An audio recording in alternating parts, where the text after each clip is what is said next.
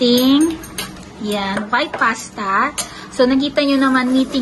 Ito yung ating cheese, Colby cheese. And these are the meat and also the mushroom. Mushroomy talaga siya and more meaty and creamy. Ayan si Jijong.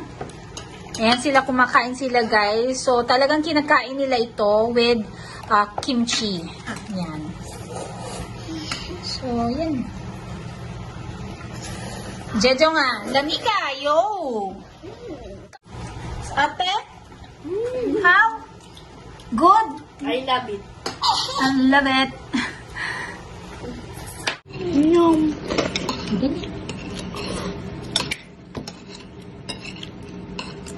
더 주세요.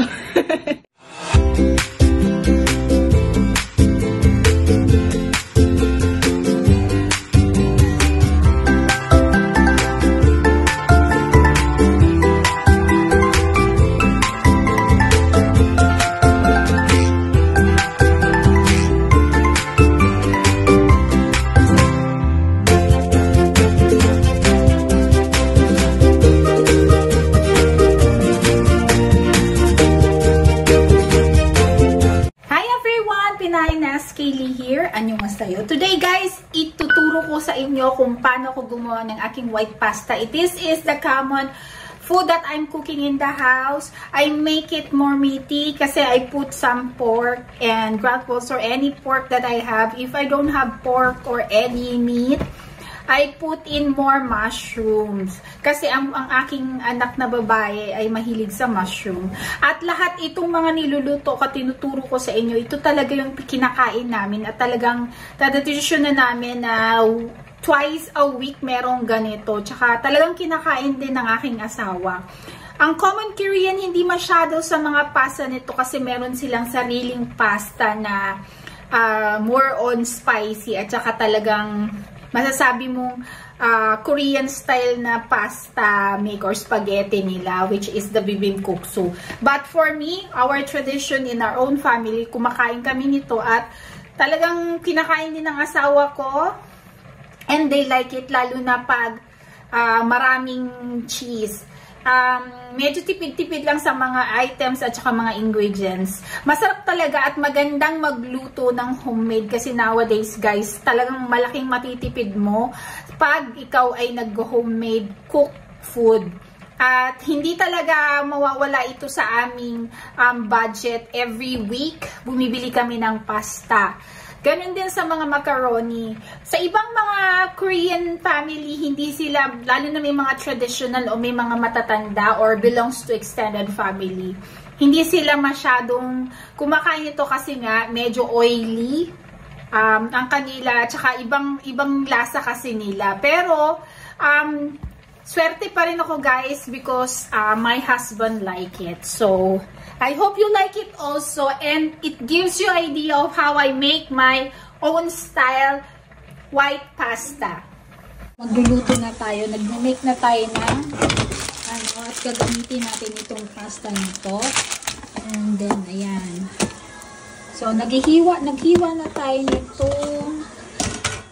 Ayan yung ating masrami. At saka ito, lalagyan natin ng ganito. So, ayan guys, ilagay natin ang ating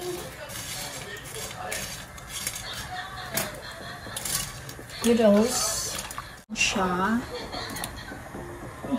And then we're going to cook this and simmer for about 5 minutes para maging al dente siya. Here are the ingredients that we have. I boil already this one, the pasta. Any pasta that you make. Usually I make a fettuccine pasta, but today this is the spaghetti style pasta. Binoil ko lang siya ng al dente type. So I know how you make it. Hindi siya ganun kaluto at medyo manigas pa siya. So I'm putting also some carrots and then butter. If you don't have butter, you can do margarine, sibuyas or onions. And then this one is the pork.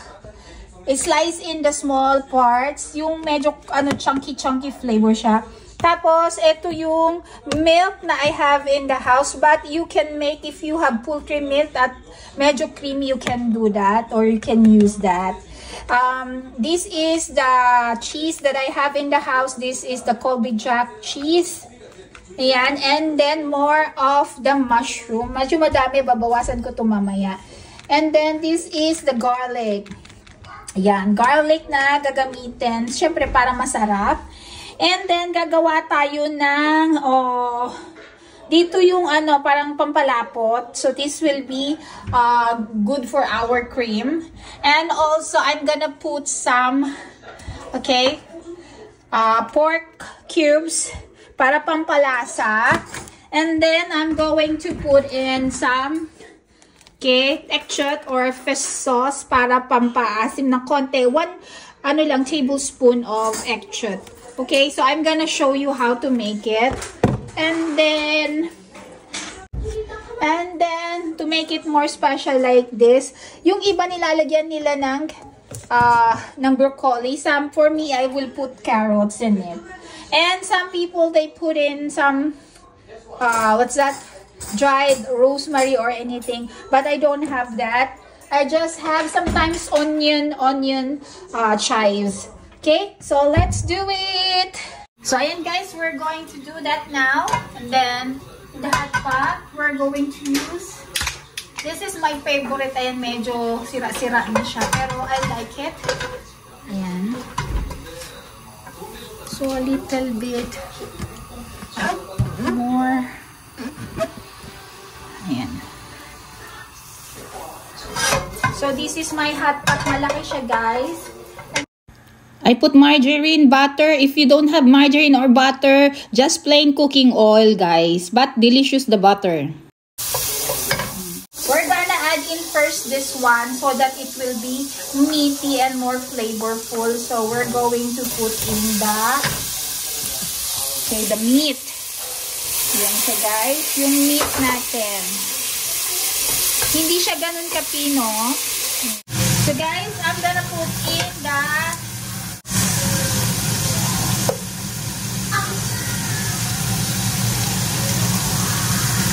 I'm gonna put in also this.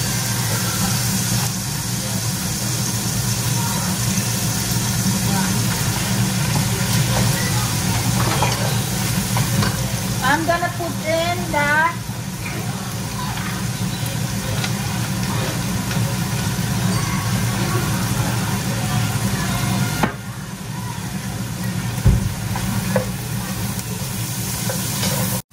ng konti. Ganito po akong gumawa ng pasta, guys, at hinahalo ko po yung, sinusutay ko po yung itong meat and then the mushroom. So, they taste the same. So, this is pork, guys, but if you have beef, you can do some beef. Yan. So, we're going to put in sibuyas. And then, antayin lang natin na maluto saglit itong sibuyas. And then, put in the other ingredients. Okay? Tapos, in one piece, you will put in some water in this.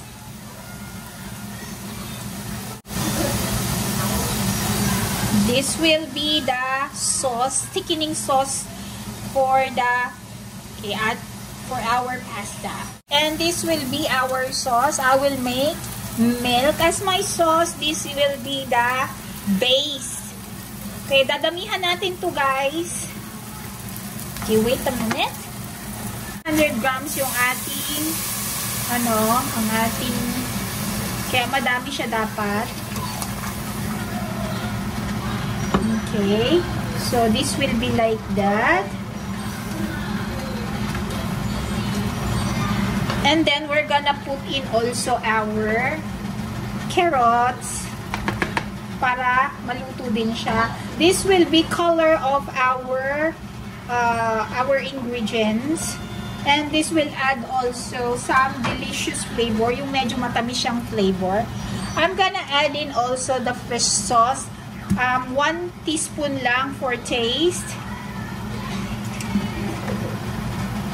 And also, I'm gonna put in as well some salt to taste. Yan siya, guys. Dadagdagan ko na lang mamaya. Okay? By the way, guys, ang Korean ay hindi masyadong maano sa maalat, lalo na ngayong winter. Ayan. So, parang nakukulangan pa ako sa gatas.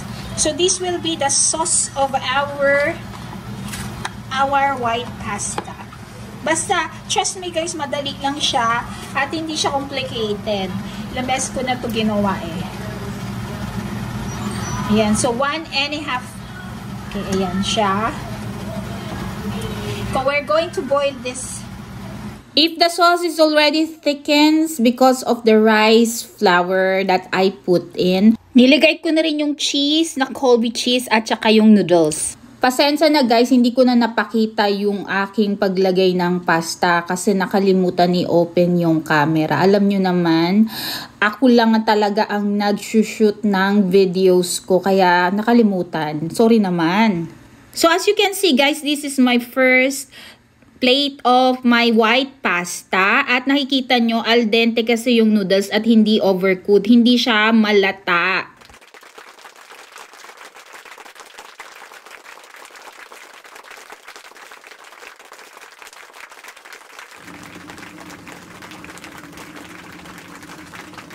So ayan guys, nakikita nyo naman creamy yung sauce niya at nakakatakam talagang kumain.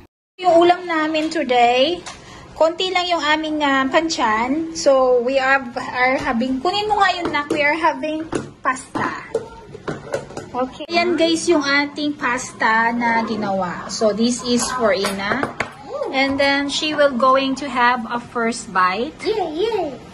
Patayin mo na yan, anak. Okay, Ina and Jijong. So, here it is. Ayan. So, they will eat. Mainit ha.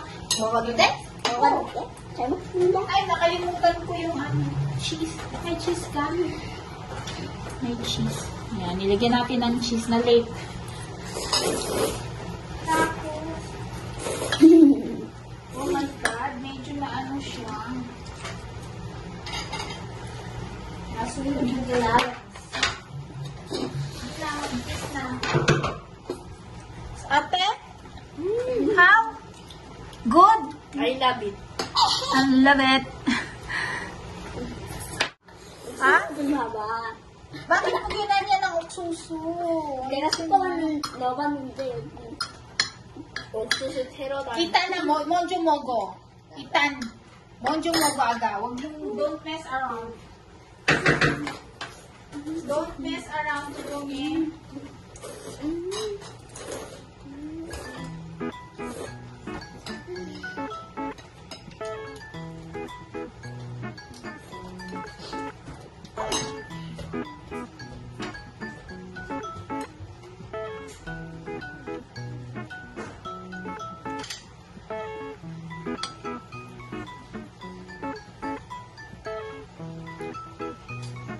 Kumain ako kanina na noodles, kaya parang wala akong pala kumain.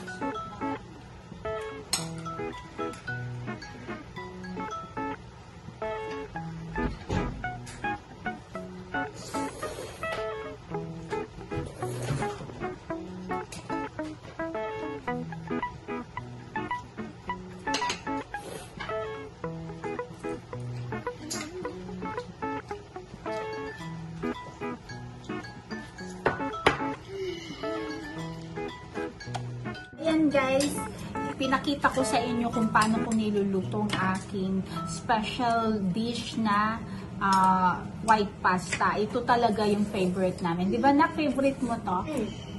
So I hope you try it. Basta magugustuhan talaga ng inyong mga anak and family. So I hope you like it. Yum.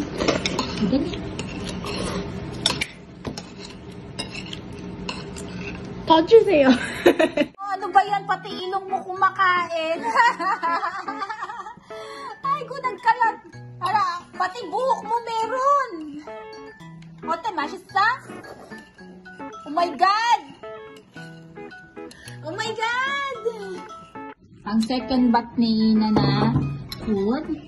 At saka si Jejong, hinaluan niya ng kanin yung kanyang ang kanyang noodles. Pati yung mata niya merong sauce. Ang kalat nila guys, oh. Ang kalat nila. Pero nakakatuwa kasi talagang maano sila, masigla silang kumain. Masarap. Nam kayo.